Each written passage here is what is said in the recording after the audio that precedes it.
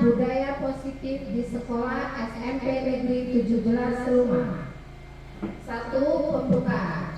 Marilah kita buka acara kita pagi hari ini dengan membaca Bismillahirrahmanirrahim. 2. Kata sambutan dan arahan dari Ibu Kepala SMP Negeri 17 Rumah pada Ibu Mary Irzadani SPD dipersilakan.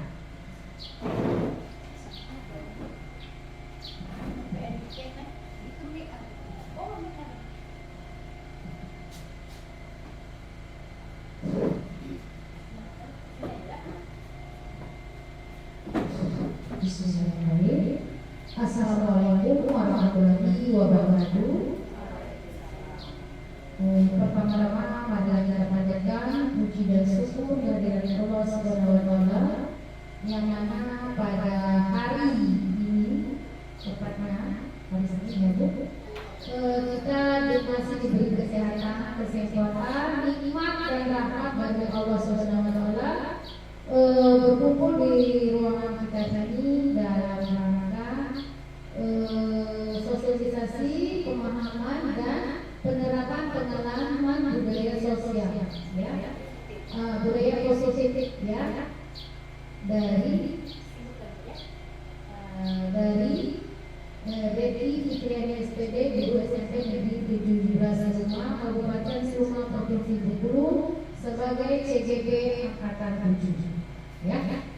Di sini saya sebagai kepala sekolah, ya, sebagai dituakan di SMP Negeri 17 Rumah ini sangat mendukung, ya, kegiatan positif ini yang tujuannya juga supaya rekan-rekan kita, ya, yang lainnya bisa mengikuti, ya, karena ini sudah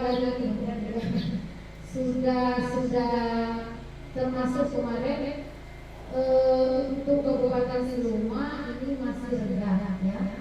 Tapi terima kasih berkat dukungan dari Brady, teman-teman di sini sudah berupaya untuk bersemangat untuk mengikuti CGP Angkatan 10, ya. Semoga sebagai kepala sekolah yang mendoakan kepada Dewan Guru yang menyebut itu lulus sehingga bisa mengembangkan SMP Negeri 17 Rumah ini menjadi yang lebih baik, ya, dan artinya untuk kedepannya kita semua semangat untuk sama-sama merangkul SMP kita ini, SMP Negeri 17 Rumah ini menjadi lebih baik lagi.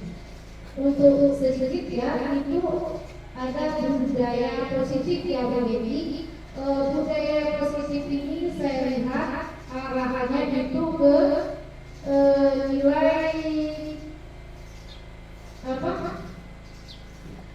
supaya mewujudkan, ya, kedisiplinan, ya, muaranya ya, Bu.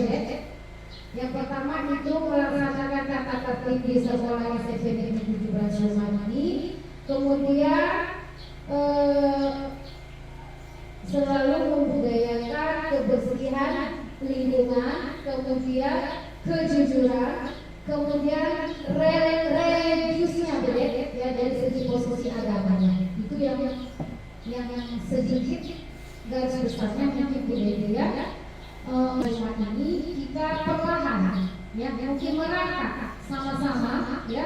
Insya Allah kalau kerjasama tim kita bagus, SMP Negeri 17 Rumah ini bisa kita sama, ya, dengan sekolah-sekolah lain. Tapi yang penggeraknya juga ini Dewan Guru, kemudian aku sebagai Ibu Dewi, ya, sebagai Gala Brena sudah jadi CGP, mudah-mudahan bisa jadi sampel untuk teman-teman kita semua. Amin, ya. Kemudian untuk yang mengenai kedisiplinan, alhamdulillah kita sudah mulai beranjak, ya, tapi saya sendiri kadang-kadang belum tentu bisa. Saya tidak bisa untuk menuntut juga, karena yang bermulai dari saya. Cuma saya berusaha dan berusaha, ya. Bukan itu harus kita seperti ini, tidak, ya. sudah berupaya untuk baik, itu aja. Kemudian menyikapi mengenai kebersihan lingkungan, ya, Buden, itu saya lihat dari jelasannya. Alhamdulillah ya, mulai bertahap kita sudah melaksanakan DSP di 17 ini, sudah mulai dari kemarin, dari sebelum saya di sini memang sekolah ini sudah bersih, tapi ada kala baiknya kita tingkatkan lagi karena sudah jadi ajang di CGB ini, boleh jadi programnya ya. Kemudian yang ketiga itu kejujuran, ya, budaya nyata dari sekarang jujur.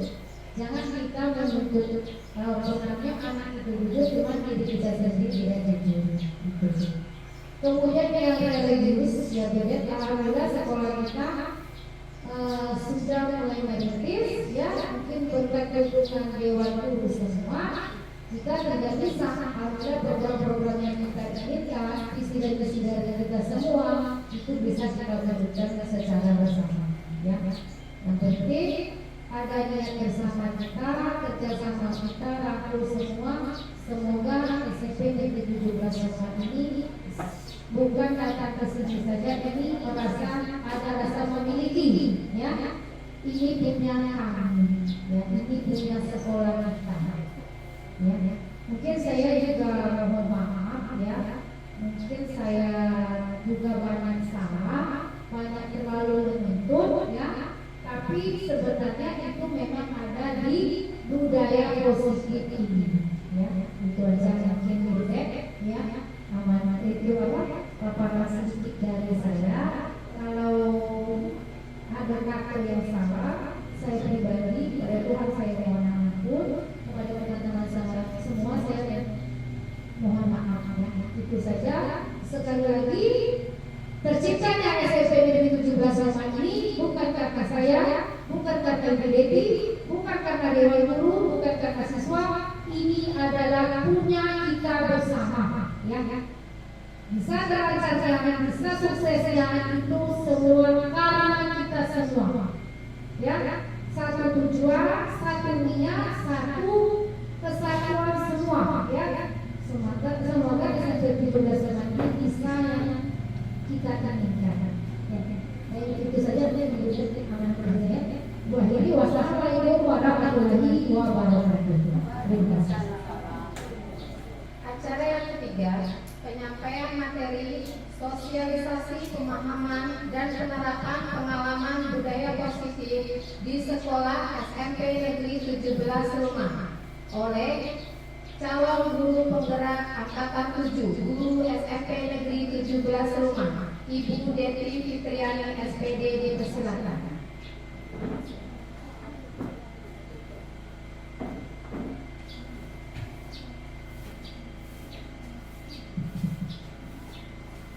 Bismillahirrahmanirrahim. Assalamualaikum warahmatullahi wabarakatuh. Alhamdulillah di siang hari ini kita berkumpul di ruangan perpustakaan SMP Negeri 17 Rumah dalam rangka saya sebagai calon guru penggerak angkatan 7 menyampaikan dan memaparkan salah satu tugas saya, yaitu aksi nyata di modul 1.4 budaya positif. Di sini saya akan menyampaikan sosialisasi pemahaman dan penerapan pengalaman budaya positif. Sekali lagi terima kasih kepada semua Dewan Guru dan staf TU yang menyempatkan hadir di sini, meluangkan waktunya dengan tetap melaksanakan tugas di sekolah, di kelas, ya. Terima kasih sekali lagi. Di sini kita bersama-sama belajar. Saya juga belajar di kegiatan di Diklat Pendidikan CGP Angkatan 7. Apa yang saya terima dan disinilah saya berbagi, mengimbaskan ilmu yang didapat.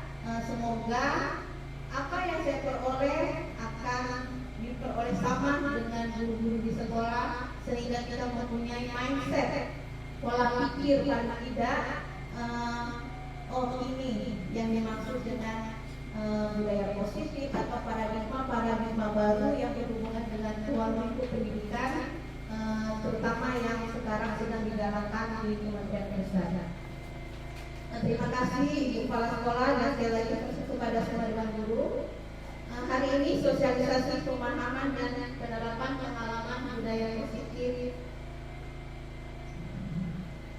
Baiklah, sebelum kita masuk ke materi, saya ingin mengucapkan selamat datang pada semua guru hebat. Kita adalah guru-guru ya, semua kita adalah hebat dan kita semua dituntut untuk terus belajar dan terus belajar. Mari kita belajar bersama, saling mendukung demi mewujudkan disiplin positif di sekolah tercinta kita, yaitu SMP Negeri 17 Seluma. Dan ini adalah foto yang diambil pada saat selesai upacara dan beberapa orang siswa yang mungkin ada yang sudah di kelas ya.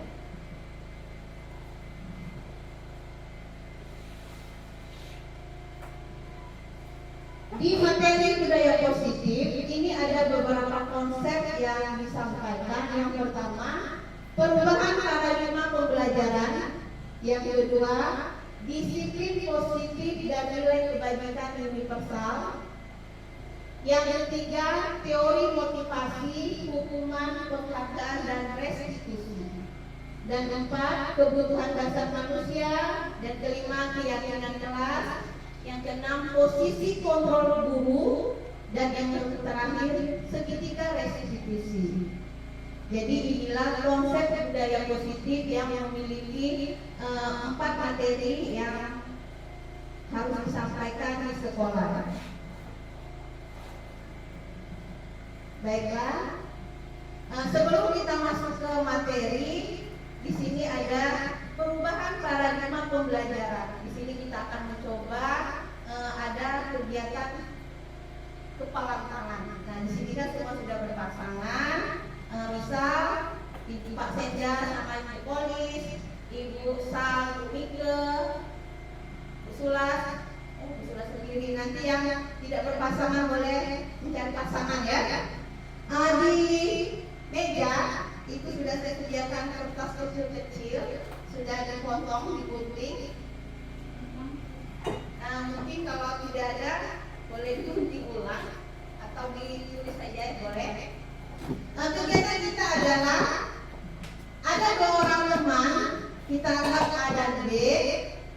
Sobeklah secari kertas kecil, tuliskan benda atau sesuatu yang sangat berharga bagi Bapak dan Ibu.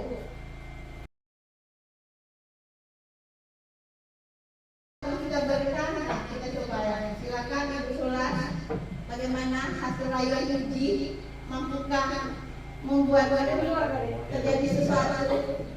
Tak akan kuberikan. Nah, dari Ibu Sulas tak akan kuberikan. Uji, apa yang kau rasakan ini? Kau lakukan. Memang udah dikasih. Pelit ya Nayu.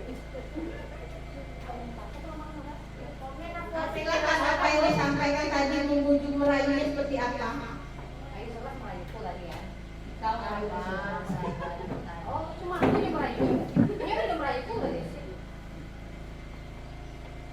Akan terkejar sampai dapat. Satu tak mau memberikan, satu sangat berambisi, tak akan memberikan, dan satu lagi akan kerja sampai dapat. Ayo meninggal. Apa yang terjadi dalam diri Aku kehilangan kata-kata. Alhamdulillah. Dikira tadi Ibu Suanya tidak akan memberikan kertas ini, tapi dengan rendah hati, ini Bu.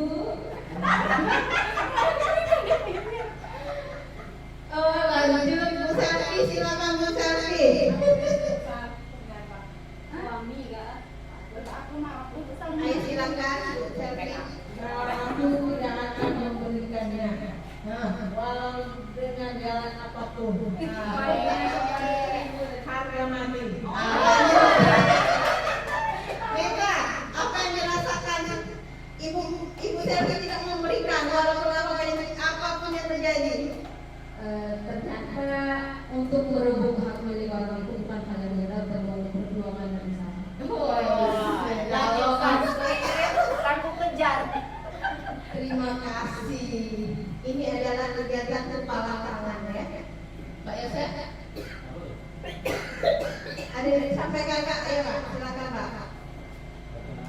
Kira-kira kenapa ada yang tidak mau membuka?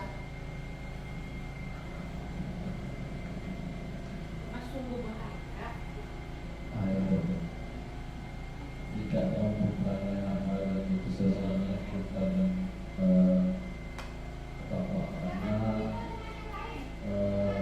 pertama itu supaya kawan penasaran, karena dia tahu kalau kawannya kepo. Yang kedua itu intinya karena itu hal yang berbeda. Jadi untuk membuka saja sulit, apalagi untuk materi. Ya, terima kasih. Nah, itulah kegiatan kita kepalang tangannya. Apa yang terjadi? Ada yang tidak mau membukakannya walaupun dibujuk, dirayu, dan bertahan dengan kata mati. Baik, kita lanjut. Ini adalah perubahan paradigma teori kontrol atau ilusi kontrol ya. Ini dikaitkan dengan kepalang tangan tadi. Perubahan paradigma teori kontrol atau ilusi kontrol yang pertama, ilusi. Apa ilusi? Ilusi itu khayalan, tidak sebenarnya bisa terjadi, dan itu adalah salah satu ilusi guru mengontrol murid. Mengapa? Selanjutnya, ilusi guru bahwa kritik dan membuat orang merasa bersalah dapat menguatkan karakter. Ternyata sikap kita guru terhadap peserta didik apabila kita mengkritik siswa dengan menempatkan dia adalah orang yang bersalah, itu tidak dapat menguatkan karakter seseorang. Karena pada dasarnya pada saat itu mungkin dia dan bisa jadi pada saat itu tidak ada akan kembali ke karakter aslinya. Ilusi bahwa semua muatan positif, efektif dan bermanfaat. Yang terakhir, ilusi bahwa orang dewasa memiliki hak untuk memaksa. Di sini kita guru adalah orang dewasa yang dimaksud. Artinya murid kita, siswa-siswa kita, ilusi bahwa kita sebagai guru itu memiliki hak untuk memaksa apa yang kita inginkan kepada mereka. Selanjutnya, perubahan paradigma stimulus respon teori kontrol. Siapa sesungguhnya yang memiliki kontrol? Di sini ada dua tabel, stimulus respon dan teori kontrol. Dalam stimulus respon, kita mencoba mengubah orang agar berpandangan sama dengan kita. Dalam teori kontrol, kita berusaha memahami pandangan orang lain tentang dunia. Artinya, setiap kita pasti memiliki pandangan yang berbeda-beda, dan disitulah kita belajar sebenarnya ya. Selanjutnya, perilaku buruk dilihat sebagai suatu kesalahan, itu di pada stimulus respon. Dalam teori kontrol, semua perilaku itu memiliki tujuan. Artinya kesalahan yang dilakukan baik oleh siswa ataupun seseorang yang ada di sekitar kita, kesalahan yang dia lakukan pasti punya alasan. Dan itulah yang seharusnya kita gali. Selanjutnya, orang lain bisa mengontrol saya. Dalam teori kontrol, hanya kita yang bisa mengontrol diri kita sendiri. Artinya, kitalah yang mengontrol diri kita sendiri, bukan orang lain. Selanjutnya, saya bisa mengontrol orang lain. Dalam teori kontrol, Anda tidak bisa mengontrol orang lain. Ya, Pak ya? Mungkin kelihatannya kita bisa mengontrol, tapi kenyataannya tidak ya. Selanjutnya, pemaksaan ada pada saat dibutuhkan gagal. Dalam teori kontrol, kolaborasi dan konsensus atau konsensi menciptakan pilihan-pilihan baru. Kolaborasi di sini adalah bagaimana kita menciptakan sesuatu hal yang baru ya. Selanjutnya dalam stimulus respon, model berpikir menang atau kalah. Jadi ada kepuasan gitu ya kalau kita mampu merasa mampu mengontrol orang lain. Seharusnya dalam teori kontrol kita berpikir, model berpikirnya di dua sisi adalah menang-menang ya. Disiplin positif dan nilai kebaikan universal. Kebaikan universal. Disiplin positif. Positif di sini artinya yang pertama itu sebelum kita masuk ke budaya positif, pikiran kita harus positif, mindset kita harus positif. Kita terhadap siswa berpikir positif. Sesama teman dewan guru juga berusaha untuk selalu berpikir positif. Buang pikiran negatif ya. Dalam budaya kita, disiplin kadang berubah menjadi sesuatu yang dilakukan seseorang pada orang lain untuk mendapatkan kepatuhan. Kecenderungan adalah menghubungkan kata disiplin dengan ketidaknyamanan, bukan dengan apa yang kita hargai atau pencapaian suatu tujuan. Jadi disiplin di sini yang ditekankan itu adalah bagaimana melakukan sesuatu itu karena didasari oleh kesadaran dari dalam diri sendiri, dan tugas kita sekarang adalah bagaimana kita menuntun siswa-siswa kita di sekolah agar nilai-nilai itu memiliki kesadaran dan muncul dari hati mereka, bukan karena takut atau hanya sekedar patuh hari ini, besok ulang lagi dan seterusnya. Dan itulah harapan kita bersama, disiplin positif dan nilai-nilai kebajikan ya. Selanjutnya nilai kebajikan universal. Nilai-nilai kebajikan ini berhubungan dengan nilai-nilai kebaikan. Apa yang kita harapkan, nilai-nilai perilaku, nilai-nilai sikap siswa-siswa kita itu pada dasarnya adalah sifat-sifat positif yang sudah ada dan diakui pada diri kita sebagai manusia yang bersifat universal, artinya dengan lintas bahasa, suku, bangsa, agama dan maupun latar belakang meyakini bahwa nilai kewajiban itu siapapun bisa menerimanya ya.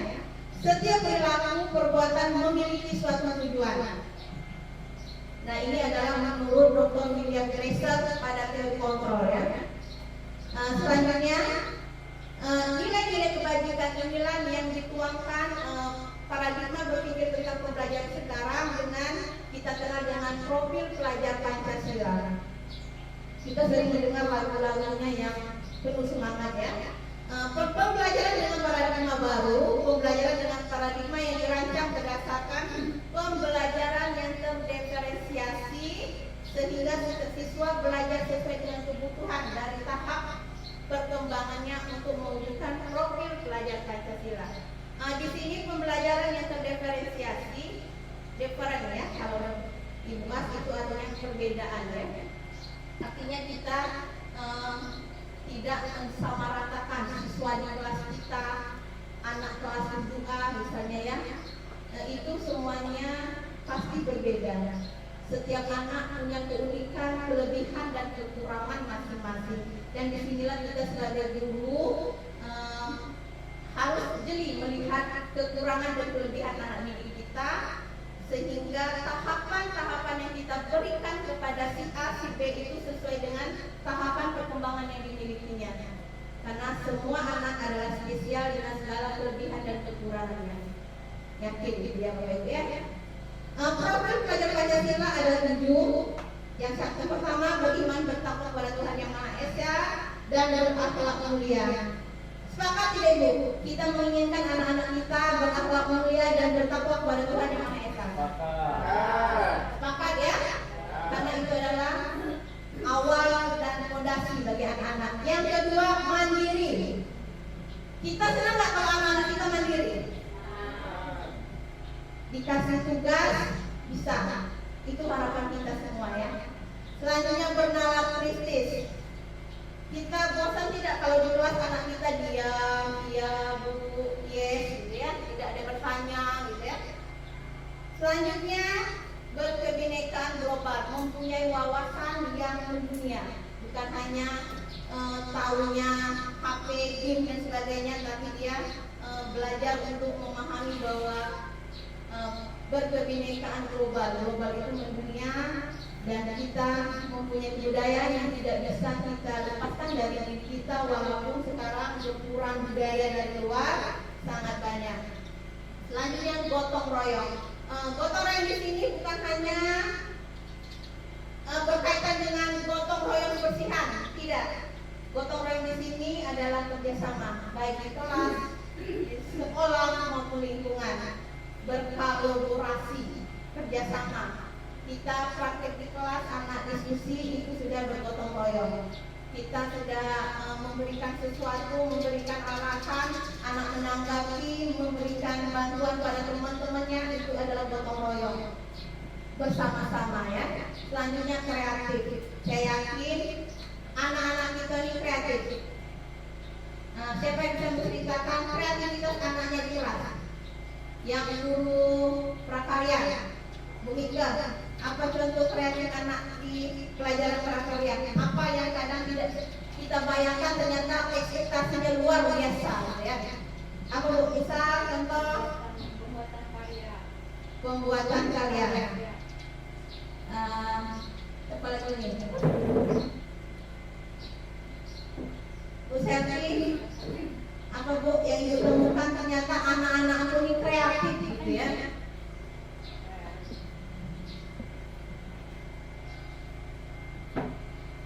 Apa?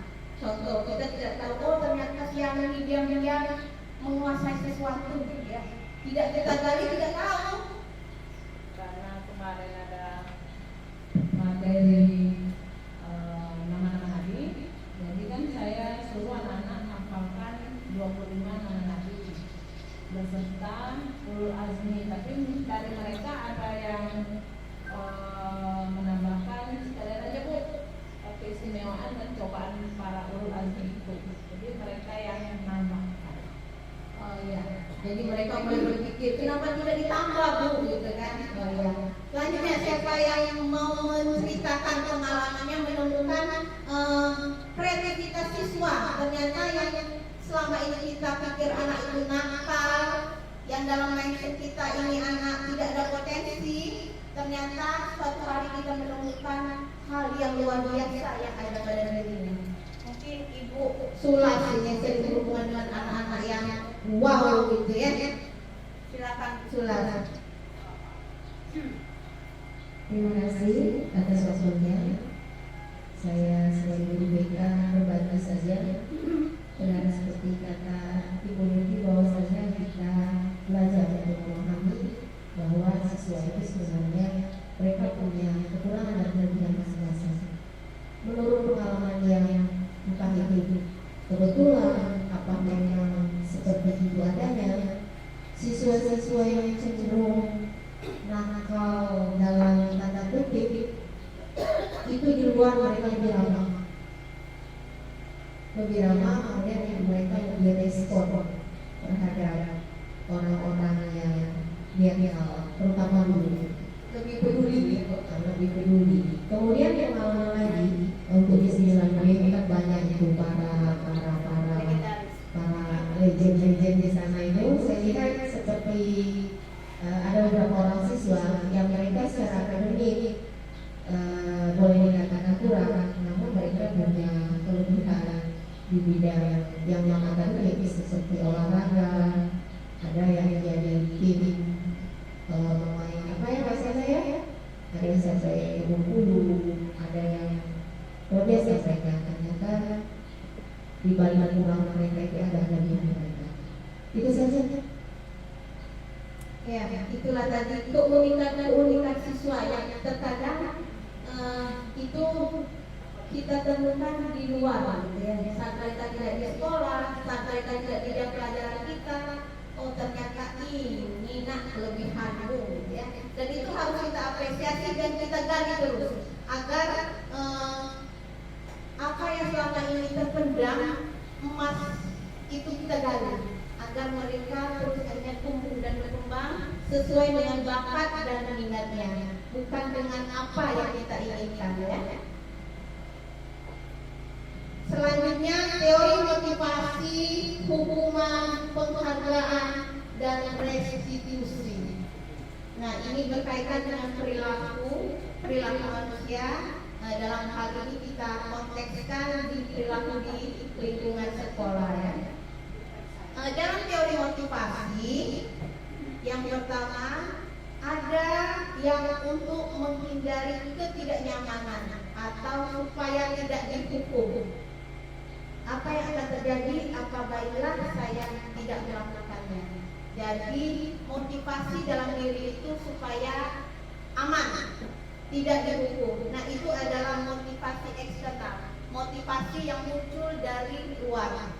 Selanjutnya motivasi mendapatkan imbalan atau pujian, penghargaan. Itu juga motivasi yang muncul dari luar. Dan yang ketiga ini adalah untuk menghargai diri sendiri. Dan untuk menghargai diri sendiri ini adalah motivasi yang muncul dari dalam hati. Artinya kesadaran itu sudah tumbuh dan sudah melekat di dalam hati anak, hati seseorang, sehingga semuanya itu ada atau tidak orang lain di sekitar itu, itulah dirinya. Ya. Dia mampu menjaga kebersihan walaupun tidak dilihat itu sulam, misalnya tidak akan banyak keluar walaupun tidak ada itu migre, atau tidak akan keluar kelas pada bukan jam istirahat, karena dia sudah tahu, oh sekarang belum istirahat, saya harus pakai baju masuk di dalam, saya datang tidak boleh terlambat. Dan itu pun didasari dari hati, dari dalam diri sendiri. Dan itulah pada dasarnya tujuan dari disiplin positif ini. Jadi bagaimana kita guru menuntun siswa, bagaimana agar kesadaran itu berasal, muncul dalam diri mereka sendiri. Kita melihat ada beberapa orang anak yang tidak perlu kita tegur lagi. Mereka sudah rapi apa adanya, mereka sudah memiliki sopan santun yang sudah baik. Dan ada juga beberapa orang anak yang harus tetap kita bimbing, kita tuntun, kita arahkan supaya apa yang kita inginkan ataupun peraturan-peraturan yang ingin dilaksanakan di sekolah bisa mereka laksanakan. Dan itu diharapkan nantinya muncul sadar itu dari diri sendiri. Karena tadi intinya kan kita tidak bisa mengontrol orang lain. Mungkin kelihatannya bisa, tapi saat dekat saja, saat jauh dia akan kembali ke alamnya. Di sini ada kata-kata merdeka. Merdeka. Sekali merdeka atau merdeka ya. Itu pada saat kita pada dalam penjajahan semangat mengatakan kalimat merdeka. Di sini menurut Ki Hajar Dewantara, merdeka itu tidak hanya terlepas dari perintah, akan tetapi juga cakap buat memerintah dirinya sendiri. Cakap ini artinya dia sudah tahu, oh saya harus seperti ini, saya jangan melakukan ini karena itu salah. Merdeka dalam memerintahkan diri sendiri untuk melakukan dan menerapkan nilai-nilai kebajikan universal, nilai-nilai yang kita anggap itu adalah nilai positif yang merupakan sifat-sifat manusia dan bernilai-nilai. Lanjut, restitusi. Ini saya juga baru menemukan istilah restitusi, disiplin positif di pendidikan ini ya. Selanjutnya restitusi ini proses menciptakan kondisi murid untuk memperbaiki kesalahan mereka. Jadi di sini istilah restitusi itu bagaimana kita menciptakan siswa yang tadinya salah, bagaimana mereka memperbaiki kesalahan itu ya. Restitusi membantu siswa menjadi lebih memiliki tujuan. Mereka tahu disiplin positif dan memulihkan dirinya setelah berbuat salah. Restitusi bukan untuk menebus kesalahan, namun untuk belajar dari kesalahan. 9 ciri-ciri restitusi. Yang pertama, bukan untuk menebus kesalahan, tapi untuk belajar dari kesalahan. Yang kedua, memperbaiki hubungan. 3, tawaran bukan paksaan. Yang keempat, restitusi menuntut untuk melihat ke dalam diri. Yang kelima, restitusi mencari kebutuhan dasar yang mendasari tindakan. Restitusi diri adalah cara yang paling baik. Restitusi fokus pada karakter bukan tindakan. Restitusi fokus pada solusi. Restitusi mengembalikan murid yang berbuat salah pada kelompoknya. Di sini kita guru BK yang sering menemukan siswa-siswa ya. Kadang kesalahan itu pernah tidak kita memanggil anak, kita fokus dengan salahnya apa? Pernah tidak kita berpikir apa sih yang bisa kita kasih solusi? Pernah tidak kita berpikir kenapa anak melakukan ini? Misal, ini contoh sederhana. Kita menemukan anak mungkin datang terlambat ya, atau tidak membuat PR. Andaikan anak itu menjawab, Bu, saya ketiduran, atau Bu, saya bangun kesiangan. Pernah nggak kita gali lagi, kenapa anak bangun kesiangan? Maaf Bu, kemarin ganggu Bapak merondol. Tanya lagi, kenapa anak bantu merondol? Untuk uang jajan Bu. Kira-kira apa yang kita rasakan? Jadi setiap tindakan sesuatu yang membuat kesalahan pasti ada penyebabnya, ada tujuannya. Ya. Restitusi mencari kebutuhan dasar yang mendasari tindakan tersebut. Pasti ada sebab, mengapa, kenapa, gitu ya. Dan kita sebagai guru harus fokus pada solusi. Jangan hanya bisa marah-marah, tapi tidak memberikan solusi. Berikanlah solusi. Apa yang bisa kita? Kalau kita belum bisa memberikan dalam bentuk uang, berikan penguatan.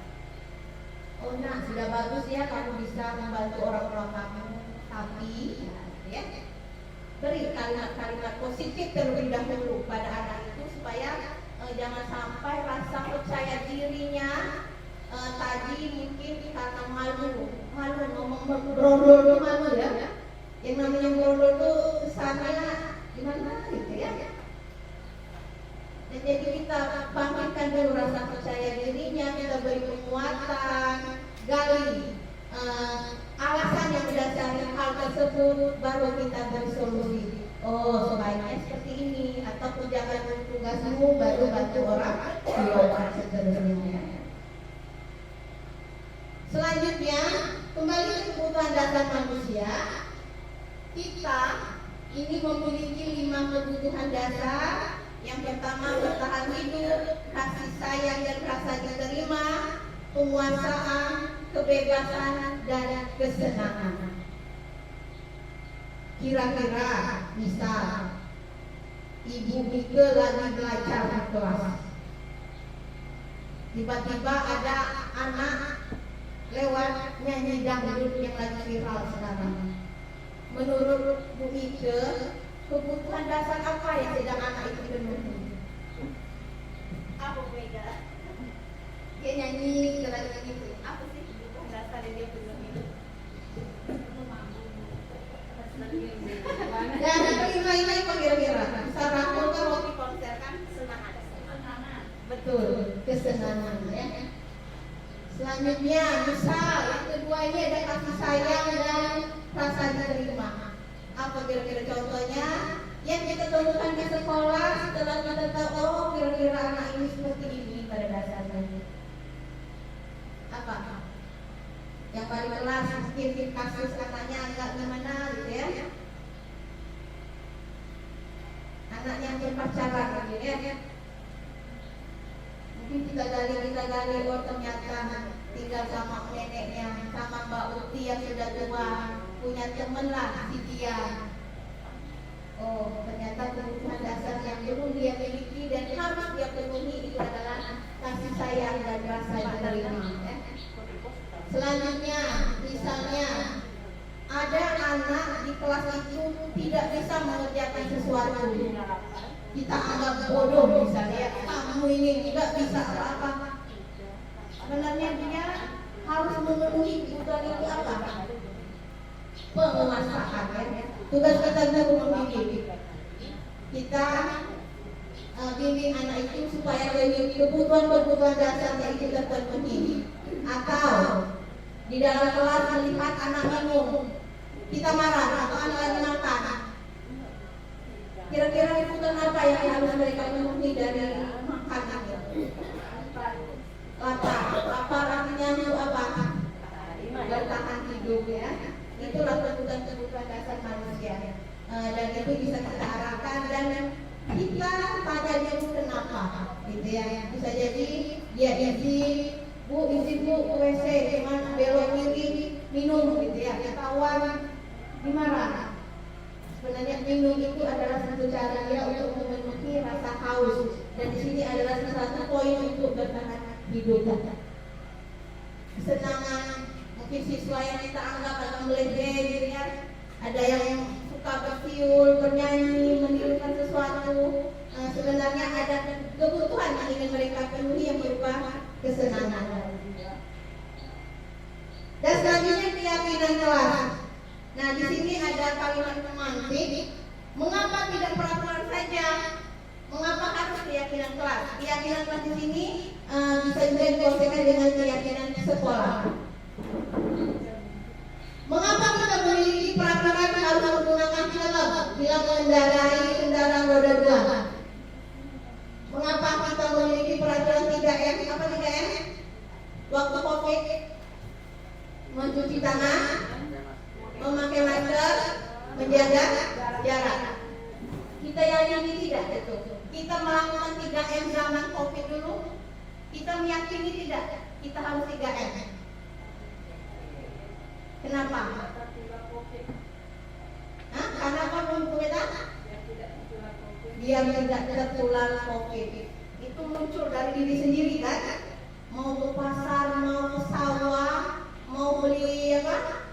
Beli gula warung pakai masker. Sampai rumah disemprot di seluruh. Nah itulah keyakinan. Kita yakin dengan memakai masker kita terhindar dari virus COVID di zaman itu ya. Selanjutnya, mengapa kita memiliki peraturan harus datang tepat waktu pada saat mengikuti pelatihan? Mungkin yang pernah mengikuti pelatihan di mana gitu ya, kan ada aturan datang tepat waktu gitu ya. Kita datang tepat waktu atau tidak? Kita berusaha kan? Karena kita tahu itu adalah peraturan hari itu. Nah, kembali ke keyakinan kelas. Keyakinan kelas di sini atau keyakinan sekolah untuk mendukung motivasi intrinsik tadi, untuk motivasi membangkitkan kesadaran dari dalam diri. Seperti halnya kita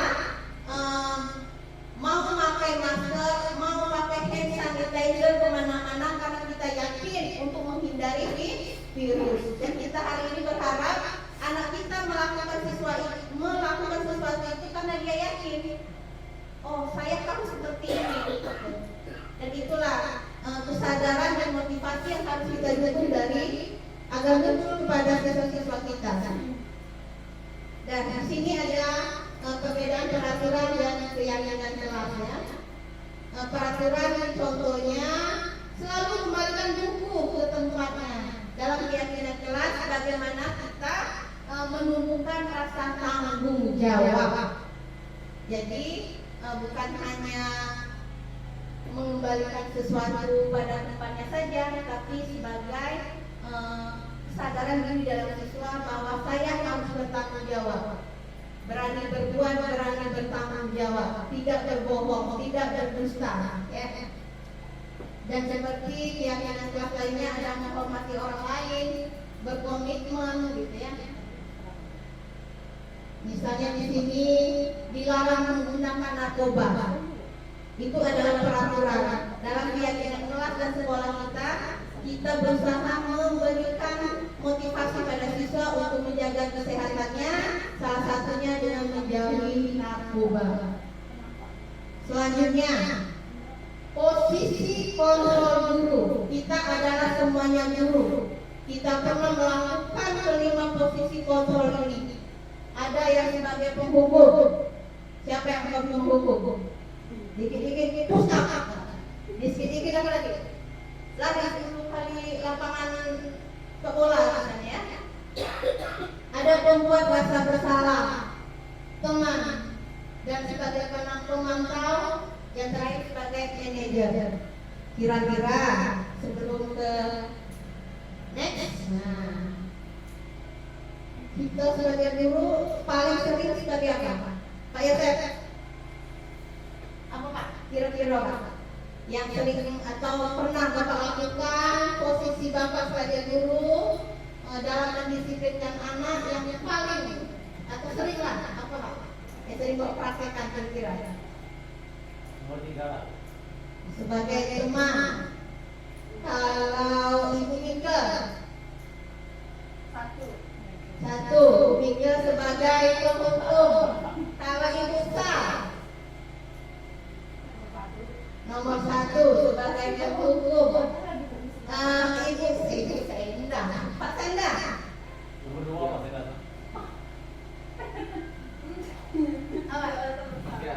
Tiga. Nah, teman banyak teman Pak Senda. Kalau Ibu Polis 3. Bu Sulas.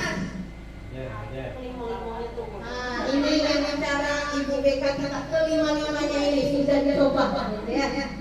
Selanjutnya Bu Putih, apa kira-kira Bu Putih? 2 dan 3, membuat rasa bersalah dan teman. Bu Meta?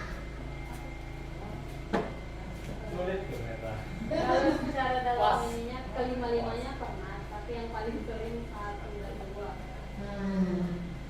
Bu Meta 1 dan 2 sebagai hukum membuat rasa bersalah. Kelima posisi kontrol dulu. Pada dasarnya pada saat kita menghadapi siswa, prinsip yang harus kita sadari bahwa kita tidak bisa mengontrol orang lain. Yang bisa mengontrol itu adalah diri kita sendiri. Yang pertama, nah ini biar kita tahu ya, kita dikira-kira tipe siapa lah yang pas. Di sini tadi ada penghukum, pembuat orang merasa bersalah, teman, pemantau, dan manajer. Nah, yang pertama, penghukum. Apa ciri-cirinya? Yang pertama, guru itu biasanya menghardik, menunjuk-nunjuk, menyakiti, menyindir, menghina. Kamu ini miskin, bodoh, misalnya kan. Kalau bahasa Inggris kita berusaha awak harus meluati, itu adalah kalimat-kalimat yang menyakiti. Pernah ya? Nah, ini adalah salah satu ciri-ciri guru yang melakukan ada tipenya menghardik, menunjuk, menyakiti, menyikir gitu ya. Biasanya guru berkata, kalau kamu tidak melakukannya, awas ya, awas. Kalimat awas itu mengancam, awas berbahaya, ada anjing gila, ya. Awas lewat ada anjing, ya. Hasilnya apa? Siswa memberontak, menyalahkan orang lain, biasanya dibunuhi dengan kalimat-kalimat bohong. Dan biasanya anak akan berkata, biarkan saja, nanti juga bakal marah-marah lagi. Ya. Apa dampaknya pada murid? Mengulangi kesalahan. Hari ini dihukum, dimarahi, diapakan. 2-3 hari, tenang. Besok ulang lagi, mungkin dengan guru yang berbeda atau dengan guru yang sama. Karena anak-anak sudah tahu, dipanggil dia ini. Luka kemarahan pasti. Jangan-jangan anak apa konteks di kemarahan dia nembak, pasti marah lagi, pasti madak lagi, pasti ngisi ke bapak lagi. Itulah ciri-ciri guru penghukum. Selanjutnya pembuat orang merasa bersalah. Biasanya ini panjang lebar ceramahnya. Kalimat terakhirnya, ibu kecewa nih anak. sebagai wali kelas ibu malu dengan ibu sama. Ya bentar kamu dibuat ibu sama misalnya. Dikit-dikit akan memanggil BK lagi. Ibu kecewa, ibu merasa terhina misalnya. Jadi itu kita mengembalikan rasa salah itu kepada anak. Guru berkata, kamu seharusnya sudah tahu. Ibu lelah mengatakannya. Ibu capek nak hadapi kamu terus tiap hari. Ibu bosan nak. Itu adalah tipe guru yang membuat rasa bersalah pada siswa. Hasilnya siswa akan menyangkal, berbohong sama ya dan menyembunyikan. Paling anak berkata, maaf bu, besok tidak lagi. Yakin tidak bu, besok tidak lagi? Belum tentu ya. Apa hasilnya? Anak akan merasa rendah di diri. Karena dia tidak mengecewakan gurunya, dia tidak mengecewakan orang tuanya. Kamu Nina, ini udah teringat, mak kabar Nina, dia lumpang pulau. Kamu di sini, panjang gitu ya. Dan itu menimbulkan rasa bersalah pada anak, jadi rendah diri gitu ya. Pernah Aceh? Nah, pernah ya. Dan kita pun, saya pun pernah melakukan hal itu ya. Dan selanjutnya teman. Kita kontrol sebagai teman. Apa biasanya ini? Guru membuat alasan-alasan untuk muridnya, atau dengan kata lain menyelamatkan lah ya. Dan guru akan berkata, ayolah lakukanlah demi ibu, lakukanlah nak demi bapakmu misalnya. Masa kamu tidak mau? Ingat ibu dulu pernah bantu waktu kamu dipanggil BK. Kalau bukan ibu misalnya, polisi dan nangkap misal. Itu kita memposisikan sebagai teman. Apa dampaknya? Ketergantungan anak kepada kita ya, karena dia menganggap teman. Pada saat kita tidak bisa membantu, kecewa ya. Nah, ini akan menimbulkan, saya pikir bapak ibu teman saya, ternyata tidak ya. Pada saat kita tidak bisa membantunya, anak akan kecewa karena dia tahu bahwa teman itu biasanya nolong. Dan selanjutnya, apa dampak pada siswa kita? Tidak mandiri, tergantung. Dia akan tergantung pada seseorang, melakukan sesuatu karena seseorang.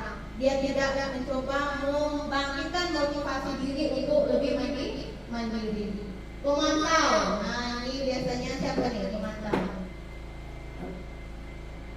Dia selalu kalau pemantau ini ada sebab akibat, ada konsekuensinya. Dia lebih ke situ.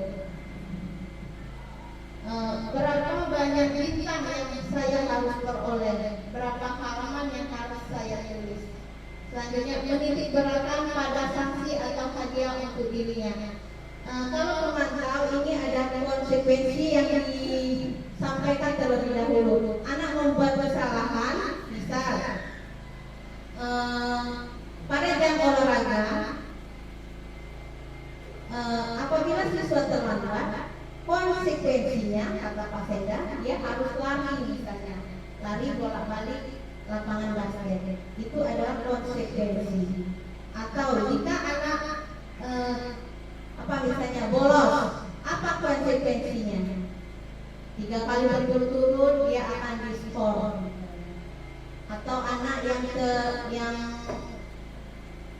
kedapatan merokok dipanggil orang tuanya, itu konsekuensi.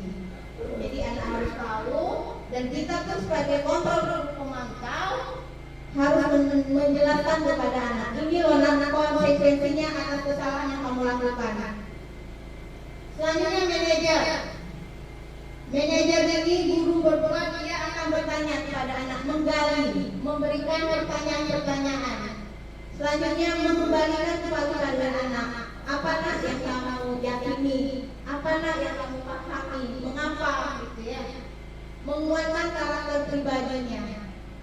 Bagaimana kita sebagai manajer itu memberikan dan membimbing anak untuk menyadari, oh ternyata saya harus begini. Misalnya kalau anak ketiduran tidak membawa buku, kita pada pelajaran kenapa tidak bawa buku paket misalnya, mabuk ketiduran. Yang kita tanyakan, kita fokuskan anak tidak membawa buku paket. Jangan lebih panjang lebar. Apa yang bisa kita arahkan kepada anak?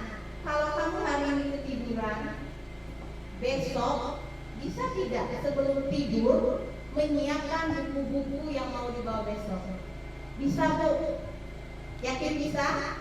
Ya Bu, saya akan menyiapkan semua mata pelajaran atau sebelum berangkat sekolah besoknya atau sorenya, dan sebelum tidur buku sudah siap. Nah itu, kita anak bisa menciptakan solusi dari kesalahan yang sudah dia lakukan sebelumnya. Bagaimana guru bisa membimbing anak untuk memperbaiki keadaan. Dampak pada murid itu akan mengevaluasi diri. Dia tahu bagaimana cara memperbaiki diri dengan adanya penguatan sebagai guru. Dan kelima posisi ini, kira-kira yang terbaik dari 5 posisi kontrol guru ini yang mana? Manajer, betul sekali. Yang terbaik adalah manajer. Hari ini kita sama-sama belajar, walaupun masih di tahap pemantau, paling tidak kita belajar mengarah ke manajer. Pemantau manajer. Dan ini adalah ayo sama-sama ya. Saya pun masih belajar. Yang kemarin pernah pembuku, pembuat orang merasa bersalah, teman, dan hari ini berusaha memposisikan sebagai kontrol guru yang terbaik. Paling tidak kita mendekati manajer ya. Bagaimana kita bisa menumbuhkan rasa percaya diri anak, mengembalikan bagaimana dia bisa memperbaiki dirinya, dan itu muncul dari solusi yang kita harapkan bersama. Nah, kira-kira Mas sudah terjawab ya? Posisi kontrol apakah aku selama ini? Pak Yosef, dari tadi yang kelima kontrol itu yang paling sering kita lakukan, memposisikan diri kita selama ini sebagai apa tuh? Teman pemukul, membuat orang merasa bersalah, teman pemantau, dan manajer.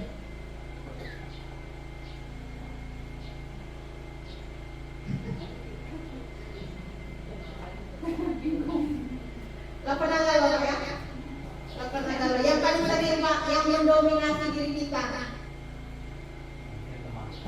Teman, ini masih ada lagu. Iya, tapi setelah ini Pak berusaha tidak ke arah manajer atau paling tidak memantau. Pasti ya. Semangat ya. Kita sama-sama belajar dan mencoba memberikan posisi dan memposisikan diri kita berusaha ke arah manajer. Belajar manajer bola. Iya, lanjut. Nah ini beberapa kalimat yang menunjukkan bahwa kita di posisi mana.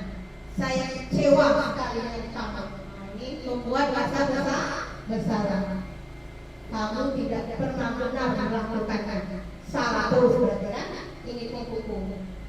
Kalau teman ayolah lakukan anak demi ibu. Nah, lalita ibu. Nah, itu sebagai teman. Kalau sebagai pemantau, apakah kamu mau mendapatkan stiker bintang hari ini? Apakah kamu mau mendapatkan hadiah dari ibu? Kalau kamu bisa bla bla bla bla. bagaimana kamu bisa menyelesaikan masalah ini? Kalimat itu adalah yang disampaikan oleh posisi control manager. Jadi kita yang mengembalikan kepada siswa. Bagaimana nak kamu bisa menyelesaikan ini? Kamu sudah memecahkan jendela ruang kepala sekolah misalnya. Bagaimana kamu menyelesaikannya? Kita kembalikan dan minta solusi itu pada anak. Pada saat anak mengatakan, Bu, saya siap menggantinya. Ya, kita tunggu. Silakan nak disampaikan pada orang tua, jelaskan sebabnya dan konsekuensinya hari ini kamu harus mengganti. Ya. Nah, penghukum, kamu selalu yang paling terakhir, ngumpul tugas paling terakhir, libur baru ngumpul tugas. Pengalaman kita ya. 2 tahun. Selanjutnya segitiga restitusi. Langkah-langkah restitusi yang pertama tadi restitusikan bagaimana kita menghadapi anak-anak yang bermasalah. Dan tujuannya adalah mengembalikan posisi anak itu nanti kembali ke kelompoknya itu dengan anak merasa nyaman. Langkah-langkah restitusi ini disebut segitiga restitusi karena langkahnya itu menggambarkan bentuk segitiga. Segitiga ini saling berhubungan. Langkah pertama itu adalah kita harus menstabilitaskan identitas. Pada saat anak melakukan kesalahan, dia memukul temannya, apa yang harus kita lakukan? Kita tanyakan, kamu pasti punya alasan melakukan itu. Kita gali mengapa. Jangan anak sampai langsung marah. Bayangkan anak sudah datang ke depan itu, mungkin kaki jantungnya itu langsung beberapa kali yang seharusnya normalnya duduk saking ketakutnya ya. Jadi kamu pasti punya alasan. Tanyakan kenapa nak, mengapa, ada apa. Selanjutnya, adakah cara yang lebih baik untuk mendapatkan apa yang kamu butuhkan? Misalnya tadi anak main bola, padahal belum istirahat. Masuk bolanya, kena kepala gurunya yang lagi ngajar. Nah itu adalah kebutuhan apa yang ingin dia penuhi pada saat bermain-main itu adalah kesenangan.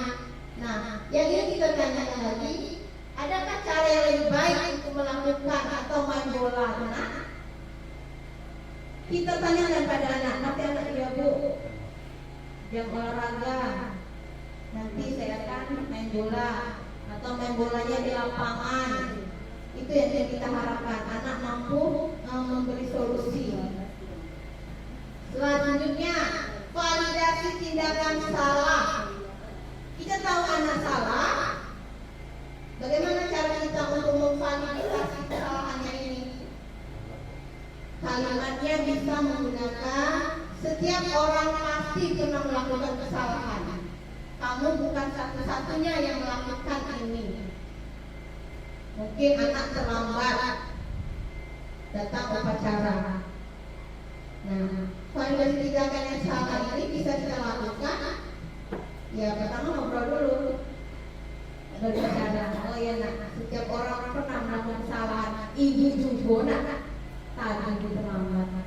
Teman-teman ada yang terlambat. Kamu bukan satu-satunya yang melakukan kesalahan ini. Tapi itu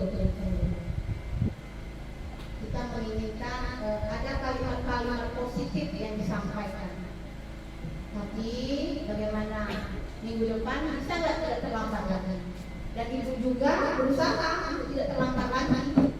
Oh iya Bu, siap Bu. Tadi itu Bu pecah ban sebentar Bu. Nah minggu depan apa yang mereka melakukan supaya tidak pecah ban? Saya akan ngecek ban saya itu kempes bocor besok Bu. Jadi kalau bocor bisa diperbaiki dulu dan setelah itu. Menanyakan keyakinan. Keyakinan di sini bukan agama apa gitu ya. Keyakinan itu adalah nilai-nilai yang diyakini oleh siswa. Nilai-nilai yang sudah kita sepakati. Misal tadi kalau melakukan ini apa? Boleh tidak kita terlambat pakai sepatu warna-warni gitu ya. Kita tanyakan kembali. Kalau upacara itu jam berapa misalnya? Jam sekian Bu. Jadi kamu harus datang jam berapa nak? Dan seterusnya. Dan kita kembalikan kepada anak, kamu nanti akan menjadi orang seperti apa ya. Nah di sini langkah menstabilitaskan identitas pada saat kita merestitusi anak yang bermasalah. Tujuannya adalah untuk membuat anak yang merasa gagal karena berbuat salah menjadi positif terhadap dirinya. Jadi tadinya dia merasa gagal, merasa salah, setelah kita restitusi, anak itu bisa tersenyum kembali. Dan dia pun berpikir positif. Dan guru berkata, berbuat salah itu hal yang manusiawi, tidak ada manusia yang sempurna. Bapak itu juga pernah berbuat salah. Kita pasti bisa menyelesaikan permasalahan ini. Bapak ibu tidak tertarik untuk mencari tahu siapa yang benar, siapa yang salah. Ibu lebih tertarik bagaimana kita menyelesaikan masalah ini. Artinya kita fokus pada solusi, bukan pada salahnya anak. Apa sih yang bisa kita berikan dalam menyelesaikan masalah ini? Kalau kamu menyalahkan dirimu sendiri terus-menerus, apakah kamu bersikap baik pada dirimu nak? Nah, jadi inilah beberapa kalimat, kata-kata, langkah awal dalam melakukan restitusi. Yang kedua, validasi kebutuhan. Membantu siswa mengenali basic need atau kebutuhan yang ingin dipenuhinya ketika melakukan kesalahan itu. Kebutuhan dasar manusia tadi kan ada 5. Jadi saat anak melakukan kesalahan, misal dia bersiul-siul, meniru suara binatang di luar. Nah kita gali apa sih kebutuhan yang ingin dia penuhi. Oh ternyata anak ini senang, jadi kesenangan yang ingin dia penuhi. Terus pada dasarnya tindakan manusia ada tujuannya. Yakinlah apapun yang anak itu lakukan pasti ada tujuannya, yaitu untuk memenuhi kebutuhan dasar dia tadi. Kebutuhan hidup, kebebasan, cinta, kasih sayang, rasa diterima, dan kesenangan ataupun survive ya, untuk bertahan hidup. Nah, guru berkata pada validasi kebutuhan, kamu bisa saja kan melakukan hal yang lebih buruk, tetapi kamu tidak melakukannya. Misal, anak mencitak kepala temannya. Nah, validasi tindakan kebutuhan di sini, kita bisa mengatakan, kamu bisa saja kan melakukan hal yang lebih buruk, tapi kamu tidak melakukannya, hanya gitu ya, temannya gitu ya. Tahunya dia bisa berdebur gitu, tapi dia tidak melakukan itu, dan itu yang kita hargai. Kamu pasti punya alasan mengapa melakukannya. Tanyakan mengapa, pasti ada alasannya. Biasanya anak itu kan ada sebab berbalas ya. Selanjutnya tanyakan lagi, apa yang penting bagi kamu? Kalau anak itu bisa diajak komunikasi, pasti dia menjawab, ya Bu, sebenarnya saya tidak boleh seperti itu, harus bersabar, artinya tidak perlu menjitak kepala temannya, gitu ya. Selanjutnya kamu boleh tetap berusaha menjaga sikap itu, tapi tambahkan sikap yang lain, yang baru. Yang tadi dia harus bersabar, mungkin kita tambahkan, apalagi nak, ya Bu, saya harus menghargai teman, menghormati orang lain, dan menyayangi teman. Itu adalah sikap yang harus kita tambahkan. Selanjutnya kita pastikan, maukah kamu belajar cara lain untuk mendapatkan yang kamu butuhkan tanpa harus memukul? Nah, kita arahkan anak. Apakah kamu bisa melakukan dengan lebih baik besok lagi? Jadi kita sarankan kepada anak, besok jangan lagi seperti itu. Bisa tidak kamu tidak melakukan hal itu lagi kepada si A ataupun kepada teman-teman yang lain? Selanjutnya menanyakan keyakinan. Anak melihat kesalahannya dihubungkan dengan norma sosial dan nilai-nilai yang mendasari kita berinteraksi dengan orang lain. Jadi kesalahan yang dia lakukan kita kaitkan dengan nilai-nilai yang ada di sekolah kita, nilai-nilai di lingkungan kita.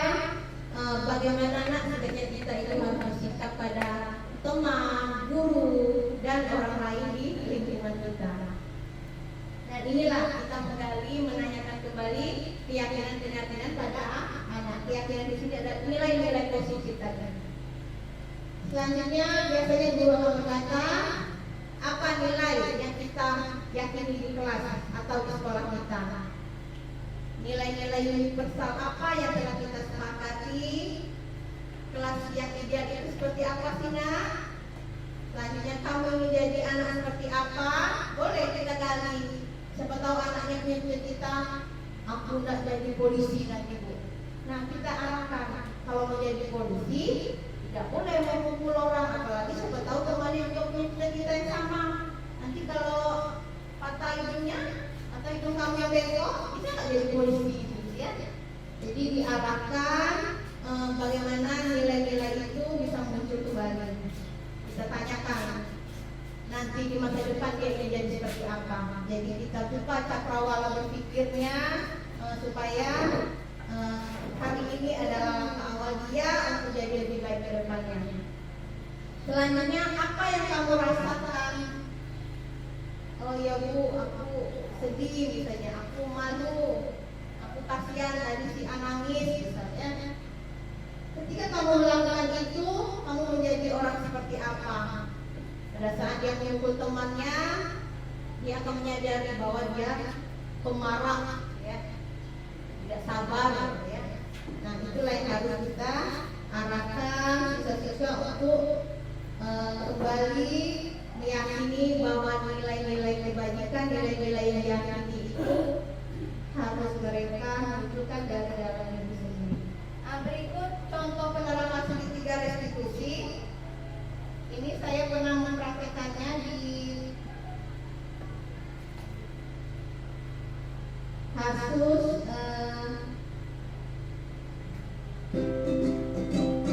sebanyak tugas satu di depan demonstrasi konseksual mereka.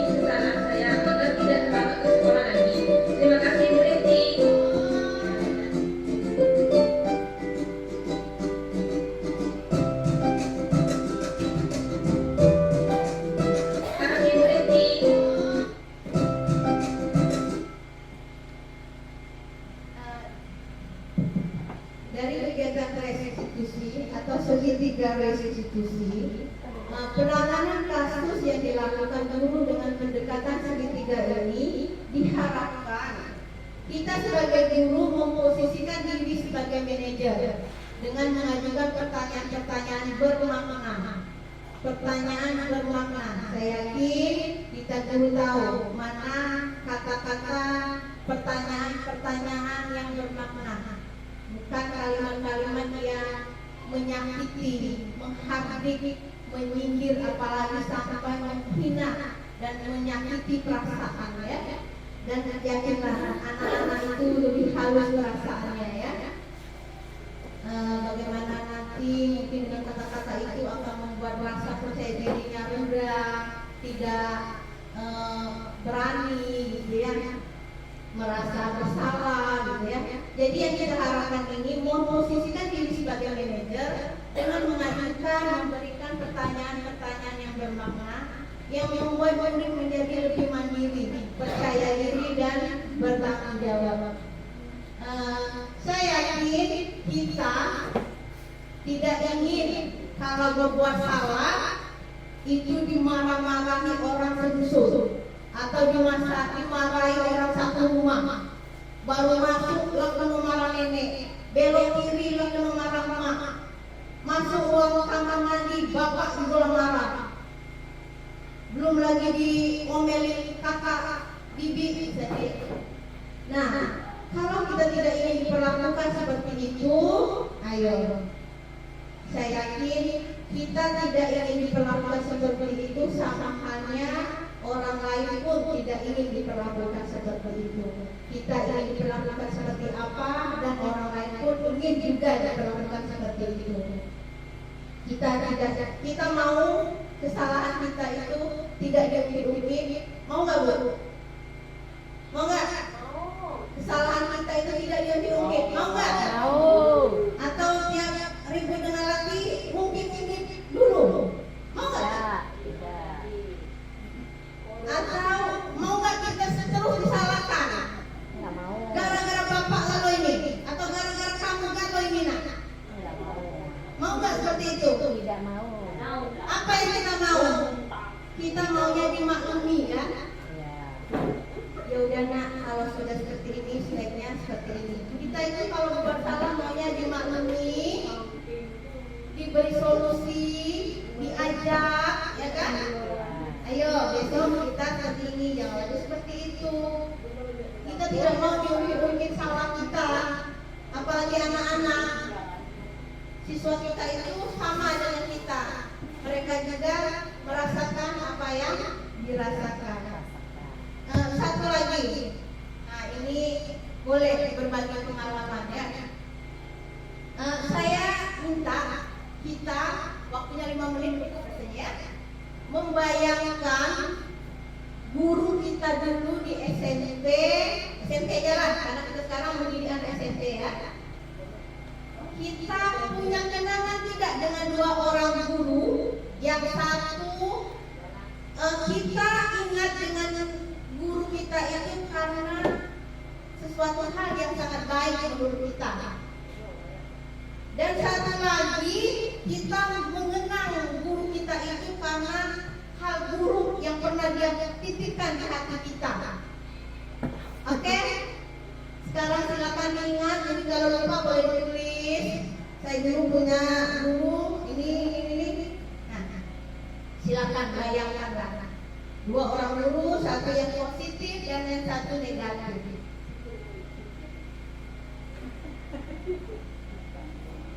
Nah, seluruhnya nanti dapat giliran. Silakan membayangkan. Guru SMP aja lah ya.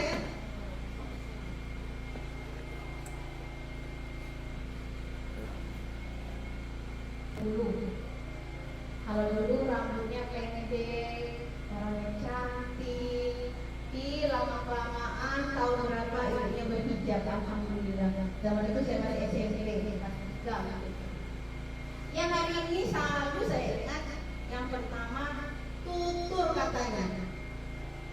Kalau ngomong dia marah, tapi menurut saya marahnya itu elegan gitu ya. Dia dengan anak itu dekat, kita dan dia itu merimingkan ya. Jadi kalau ibu itu tidak datang, kalau dia kosong bahasa Inggris gitu ya. Kita merindukan karena hal-hal baik yang dia berikan, tutur katanya dengan anak-anak itu.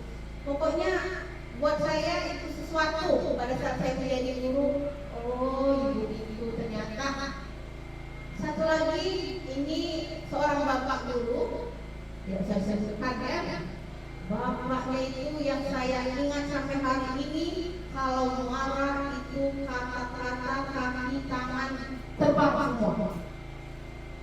Mungkin Bu Nika bisa membayangkan siapa dia. Itu bisa ditendangnya, mau besar mau tinggi, anaknya tertendang-tendang pula. Kalau marah selalu ninju-ninjunya. Bayangkan saat itu kita masih SMP, mungil, masih penakut. Jadi bapak itu jangan sampai nanti itu kasus bapak itu mati gitu. Kira-kira seperti itu bayangan kita saat itu. Itu pengalaman saya.